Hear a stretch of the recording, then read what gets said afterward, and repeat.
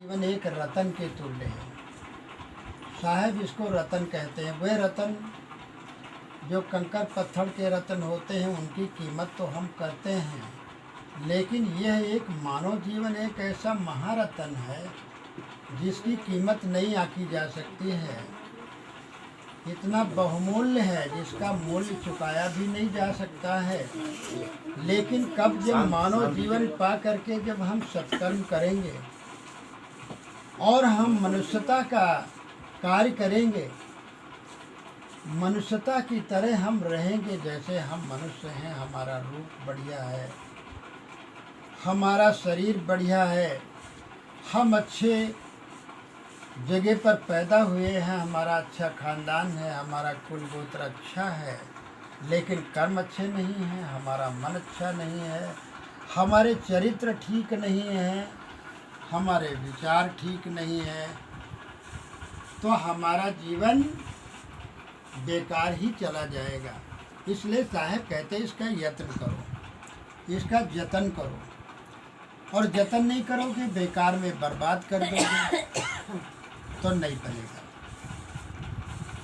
ये सारा श्रृंगार जो माड़ी का श्रृंगार साहब कहते हैं जैसे कपड़े के ऊपर माड़ी चढ़ा दी जाती है, रंग रोगन कर दिया जाता है तो देखने में बड़ा सुंदर लगता है और चमकता है कपड़ा, लेकिन माड़ी उतर जाती है, कुछ दिन के बाद रंग फीका हो जाता है तो कपड़ा बेकार हो जाता है, कलर बेकार हो जाती है, रूप उसका बेकार हो जाता है, सौंदर्य सब खो जाता है। तो इसी तरह से हमारे जो जीवन में जो जवानी है, जो रूप है, रंग है, रौनक है, सौंदर्य है, जो आभा है, जो कांति है, वह कुछ दिन के कुछ समय के लिए रहती है। इसको पाकर के साहब कहते अहंकार न करो। ये 4 दिन की चांदनी है, 4 दिन की माड़ी है, बल्कि उतर जाएगी।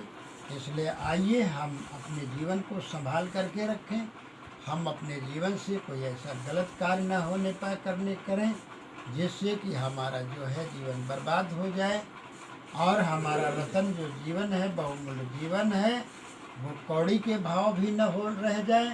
तो ऐसा न होने पाए, इसलिए सावधानी रखो। सावधानी ही साधना है।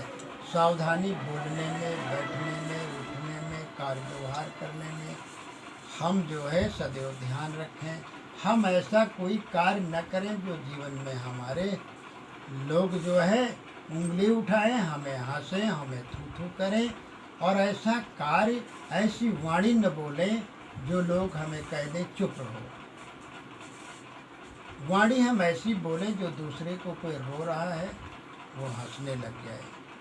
हमारे जीवन से ऐसा कोई कार्य न हो जो दूसरों का अनभल हो जाए, दूसरों को दुख हो जाए, दूसरों की पीड़ा, दूसरों को पीड़ादायक हमारे कार्य हो जाए हमारा व्यवहार।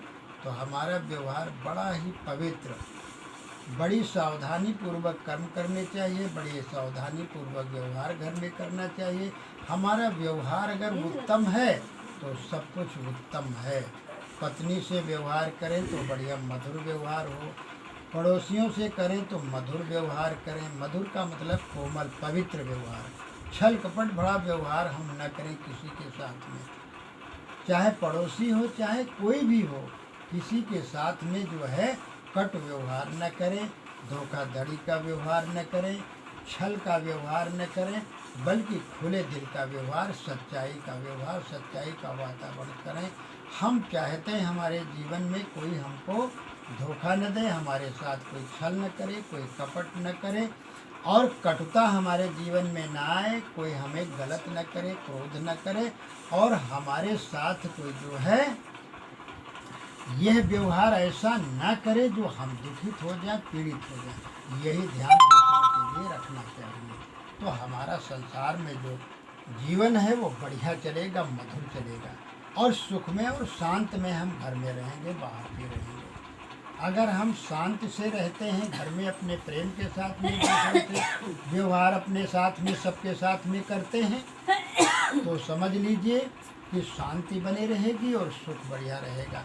लेकिन हम देखते हैं लोगों को कि बाहर तो सबके साथ में बड़ी दयालुता बरतते हैं, बड़े प्रेम के साथ में बोलते हैं और बड़ा मधुर बोलेंगे, लेकिन जब घर में आएंगे तो घर में वो कटुता का व्यवहार करेंगे और घर में क्रोध का व्यवहार करेंगे, गाली के से ही बात करेंगे, तो कैसे बनेगा? नहीं बनेगा ना। घर में जरूरी, घर में ये न हो। और अगर कटुता का व्यवहार करेंगे, क्रूरता का व्यवहार करेंगे, तो घर नरक बन जाएगा। नरक कहीं बाहर नहीं है, हमारे कार्य व्यवहार से ही जो है ये जीवन नरक बन जाता है। और कार्य व्यवहार अच्छे हो तो ये स्वर्ग बन जाएगा। घर बना लो जहाँ हाँ वहीं स्वर्ग है। स्वयं भूत थोड़ा कहीं स्वर्ग है, खलों को कहीं भी नहीं स्वर्ग है, भलों के लिए हर जगह स्वर्ग है। इसलिए हम सब लोग मधुर व्यवहार करें, मधुर वाणी बोलें, सबके साथ में व्यवहार बढ़िया करें, और जो है सरलता का व्यवहार करें, कटुता का नहीं। कोई किसी से गलती हो रही तो उसे प्रेम के साथ में समझा दिया जाए। बच्चों को प्यार से समझाया जाए, मार करके नहीं, डांट करके नहीं, और दांत पीस करके नहीं, बल्कि मधुरता पूर्वक हम उनके साथ में समझाएं। तो ये भाव जरूरी होना चाहिए। अगर पति से कोई गलती हो रही है, हो जाती, उठने में, बैठने में, बोलने में, कार्य व्यवहार करने में गलतियां तो हो ही जाती हैं। हम जीवन में, हम साधु जीवन हमारा है, तो भी हमसे कुछ न कुछ निश्चित गलतियां हो जाती। अगर पति से गलती होती हैं तो प्रेम पूर्वक भोजन दे करके, पानी दे करके, और यह गर्मी से थके हारे आए तो पंखा चला करके थोड़ा मधुर शब्दों से और प्रेम भरे शब्दों से हम उन्हें समझाने की कोशिश करें। और पति को चाहिए, जिसको बताया जा रहा है, अगर उसकी गलती कुछ है तो उसमें उलझे ना। ये न समझे तुम कौन होती हो बताने वाली, क्या हम जानते नहीं? अरे जानते तो महाभारत में युधिष्ठिर भी जानते थे, और जानते दुर्योधन भी जानता था, लेकिन जानते थे अधर्म क्या है, धर्म क्या है, और कितना बड़ा विनाश हो जाएगा। कितना बड़ा घर में अगर भाई भाई लड़ेंगे आपस में, थोड़ी ज़मीन के लिए, जायदाद के लिए यदि हम लड़े भिड़ेंगे, कटेंगे, मरेंगे, तो ये सब जितनी पत्नियां हैं, बहुएं हैं, नारियां हैं, सब विधवा हो जाएंगी, बेकार हो जाएंगे, बच्चे बर्बाद हो जाएंगे। जानते नहीं थे? जानते थे। जैसे भगवान ने कहा जा करके दुर्योधन से, दुर्योधन तुम जमीन का बंटवारा बराबर कर दो, ये धन धरती थोड़े दिन रहेगी और इसके बाद हमारा जीवन समाप्त हो जाए। कौन किसको कौन लेता, कौन इस पर राज करता है, पता नहीं। इसमें तमाम लोग हमारी कह के चले गए, लेकिन उनकी नहीं हुई। अपनी करके रामड़ा, अपनी दशरथ नाथ, तो अपनी सब करते चले गए, लेकिन कोई नहीं रहा है। तो दुर्योधन से कहा कि देखिए, दुर्योधन महाराज कृष्ण ने कहा कि दुर्योधन तुम नहीं जानते हो कि ये अगर युद्ध होगा तो कितना नरसंहार होगा, खून की धारा बहेगी, ये धरती लाल हो जाएगी, वंश बचेगा नहीं, और कितने लोग महारथी मरेंगे, कितने लोग सैनिक मर जाएंगे, कितने रिश्तेदार जो इसमें हैं वो भी मर जाएंगे, और पास पड़ोस के लोग मर जाएंगे, और हम सब लोग मर मिट करके चले जाएंगे। तो ये राज और ये धन धरती कौन लेगा? क्या तुम नहीं जानते हो कितना बड़ा घोर अधर्म होगा? बाबा की हत्या करनी पड़ेगी, जिन लोगों ने तुमको खिलाया पिलाया, और द्रोणाचार्य जो तुमको पढ़ाया, तुम्हारे गुरु हैं, उनकी भी हत्या करनी पड़ेगी। तो कितना बड़ा अधर्म होगा, ध्यान दें, कितना बड़ा अधर्म होगा। तो दुर्योधन क्या तुम जानते नहीं हो? दुर्योधन से कहा कृष्ण महाराज। तो दुर्योधन कहता है, जानाम अधर्मम न चाप निवृत्ति। मैं जानता हूँ कृष्ण, मैं जानता हूँ कितना बड़ा घोर अधर्म होगा, कितना बड़ा पाप होगा, लेकिन न चाप निवृत्ति, किंतु मैं उसको छोड़ नहीं पा रहा हूँ, उसकी निवृत्ति नहीं कर पा रहा हूँ। ये मेरी कमजोरी है। मैं जानता हूँ अधर्म होगा, नरसंहार होगा, बहुत विनाश हो जाएगा, हम भी मारे जाएंगे, ये हम जानते हैं। अब तो इस तरह का जानना क्या हुआ? दुनिया के लोग कह नहीं देते, अरे बाबा हम सब कुछ जाने, सब कुछ जानते हो, लेकिन अपनी मूर्खता, अपनी अज्ञानता को लोग नहीं जानते हैं। जानते सब कुछ, दुनिया भर का जान जाओ, घास फूस लेकर के सूर्य चंद्रमा और नक्षत्र तारे दुनिया का जान लो, लेकिन स्वयं के अज्ञान को न जान पाओ, वह ज्ञान किस काम का ज्ञान है? सोचो पहले कि हम पशु की तरह हैं, जीवन जी रहे हैं, या मनुष्य की तरह। तो और जानाम धर्म न चाप जो है प्रवृत्ति, मैं धर्म को भी जानता हूँ किंतु उसका आचरण नहीं कर पा रहा हूँ। तो महाराज ने कहा, कृष्ण महाराज ने कहा, ठीक है, फिर तुम जान रहे हो अधर्म को, धर्म को भी जान रहे हो, धर्म का आचरण नहीं करते हो, अधर्म को जान रहे हो, उसका त्याग भी नहीं कर पा रहे हो, तो क्या होगा? विनाश काले विपरीत बुद्धि। तो वही हुआ धन धरती के लिए। सब लोग कट मर करके चले गए और रह गए पांडव 5 और द्रौपदी जी रह गई। तो कृष्ण महाराज ने कहा, अपने सगे संबंधियों को तुमने मारा है, अब रात दिन दौड़े चिल्लाएं, हाय हाय करो, उठ करके सो करके भाग ले कि दौड़ो दौड़ो, हमें मारने के लिए कोई आ रहा, वो आ रहे, वो आ रहे, वो आ रहे। अब वो वीडियो फिल्म बन गई थी ना, दिमाग में वीडियो फिल्म बन गई थी। यहाँ एक कत्ल हो जाती है तो लोग चर्चा करते हो, कहते आज हम सपने में भी देखा ही है। और जहाँ पर हजारों लोगों की हत्या हो गई हो, खून बहता हो, सियार सब चिल्लाते हो, चारों तरफ दुर्गंध आ रही हो, लाशें चढ़ रही हो, वहाँ की दशा क्या होगी? तो अब 5 लोग बचे, जहाँ इतनी भीड़ थी वहाँ केवल 5 लोग बचे पांडव, और द्रौपदी केवल अकेली बची, तो नींद आएगी भला? तो उनको स्वप्न हो रहा था, भागते थे कि दौड़ो दौड़ो, हमें दुर्योधन मारने आ रहा, हमें वो मारने आ रहा, अरे हमें वो मारने आ रहा। तो कृष्ण महाराज के पास गए, कहा भगवान हमें नींद नहीं आती, हम लोग बहुत परेशान हैं, तबाह हैं, क्या करें, नींद नहीं आती। तो कहा तुम अपने बाबा को, अपने गुरु की हत्या तुमने की है, बाबा भीष्म पितामह जो तुमको खिलाए पिलाए, तुमको चूमे चाटे हैं, तुमको लालन पालन तुम्हारा किया, बड़े किया, आशीर्वाद दिया, तुमने क्रोध में आकर के उनकी भी हत्या कर दी, सब लोगों की हत्याएं तुमने कर डाला, तब लाशें बिछा दिया है, उसका तुम्हें जघन्य घोर पाप लगा हुआ। तो उन्होंने यज्ञ किया।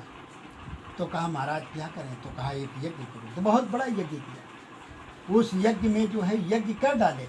यज्ञ करने के बाद भी 25 दिन तक यज्ञ किया, लेकिन यज्ञ करने के बाद भी वही नाटक शुरू हुआ, वही हाय हाय तौबा तौबा, और वही द्वंद्व चलता रहा, वही डर, वही भय समाया हुआ। व्यक्ति नहा ले, चाहे कुछ हो जाए, और चाहे तीर्थों में नहा ले, चाहे माला जाप कर ले, यज्ञ कर ले, लेकिन जो जिसने हत्या पाप कर लिया है उसका वो जाता कहीं नहीं है। अब फिर गए कृष्ण महाराज के कि भगवान हम यज्ञ कर लिए, इतने ब्राह्मणों को दान दक्षिणा दी है, और इतना हवन तर्पण हमने किया है, तो भी हम जो है हमें शांति नहीं मिल रही, हमारा कल्याण नहीं हो रहा, भगवान आप क्या करें? तो कृष्ण महाराज ने कहा तुम हिमालय चले जाओ, वहाँ जाकर के भजन करो, जाकर के हिमालय पर्वत पे, तब तुम्हारा कल्याण होगा। वहाँ भजन क्या करना है? आदमी जैसे घर में व्याकुल है तो यहाँ से भाग जाएगा, रेलगाड़ी के पास जाएगा, तो वहाँ सोचेगा लाओ यही निकट जाए, तो क्या वहाँ बुद्धि बदल जाएगी? नहीं बदलेगी ना। तो वहाँ क्या गए कि वहाँ जब हिमालय पर्वत पर गए तो वहाँ बर्फ़ ही बर्फ़ है। तो उसी बर्फ़ में फिसल फिसल करके सब 5 पांडव जगह जगह, और द्रौपदी सब गिर करके उनके ऊपर तमाम बर्फ़ सब जम गई, उसी में दफना गए, मर गए। क्या मिला जीवन में? क्या मिला? धन दौलत कुछ काम आया? जीवन की कद्र हमने नहीं की। साहेब कहते रतन का जतन करो। ये मानव जीवन एक रतन बहुमूल्य है, इसकी कद्र करो, इससे अवगुण हत्याएं न हो, गलत कार्य न हो, दोष दुर्गुण न होने पाए। आओ हम मिल करके रह ले, प्रसन्नता पूर्वक हंस खेल करके रह ले, और बढ़िया सत्कर्म कर लें, एक दूसरे की मदद करें, एक दूसरे का सहयोग करें, एक दूसरे के दुख में सहायक हो जाएं, एक दूसरे के सुख में जो है हर्ष जो है हर्षित हो जाए, प्रसन्न हो जाएं, किसी को उन्नत तरक्की देख करके हम खुश हो जाएं, आशीर्वाद दें कि बात अच्छी बात है, सहयोग करें, यही जीवन है। भलाई करें तो भलाई हमारे साथ भी होती रहेगी, और हम बुरा करेंगे तो बुरा ही होगा। तो देखो कितना परिणाम गंभीर हुआ है। इसलिए जमीन जायदाद के लिए जमीन जायदाद मिली है, इससे धर्म करो, इससे अपने परिवार को पालन पोषण करो, अपने जीवन को भी सुचारू ढंग से चलाओ। इसीलिए धन मिला है, धरती मिली हुई, परिवार मिला हुआ है, तो पशुओं की तरह जी करके लड़ भिड़ करके न रहें, बल्कि प्रेम के साथ में रहें, भजन भक्ति करते रहें, जैसे आप लोग सब करते हैं। आप लोगों में कोई कटता नहीं, कोई किसी तरह नहीं। हम जब आते हैं तो हमें बड़ी प्रसन्नता होती है कि बेटिया लोग सब दौड़ते हुए यहाँ सब चले आते, भाई लोग सब दौड़ते चले आते। बहुत लोग तो आपस में भाई भाई लड़ते हैं, तो भाई भाई लड़ते हैं तो एक क्या करते हैं कि देखो कहा, पत्नी ने कहा अरे देखो क्या गुरु महाराज आए हैं, कहा उनके मंझलिकों के हैं, कहीं ना आए हुई हैं अपन। गुरु महाराज का चाहे भगवान आ जाए धनुष मार लेके तब उनके द्वारे हमें इतनी दुश्मनी है भाई भाई से कि उनके द्वारे हम नहीं जाएंगे। बताइए, पहले इतना बड़ा प्रण कर लेते हैं थोड़ी थोड़ी बातों में। जिंदगी का कोई भी पता नहीं है, ठिकाना नहीं है। तो गुरु को जो है इस तरह से गुरु को भी क्या कर देते हैं। एक कहानी बढ़िया है, दो भाई थे तो आपस में जो है गुरु दोनों किए थे, दोनों भाई गुरु किए थे। तो गुरु महाराज का ये नहीं पता था कि भाई भाई में विवाद हुआ है, दुश्मनी हो गई है, तो गुरु को भी बांट लिए। तो कहा भाई सब कुछ तो बंटवारा हो गया है, गुरु को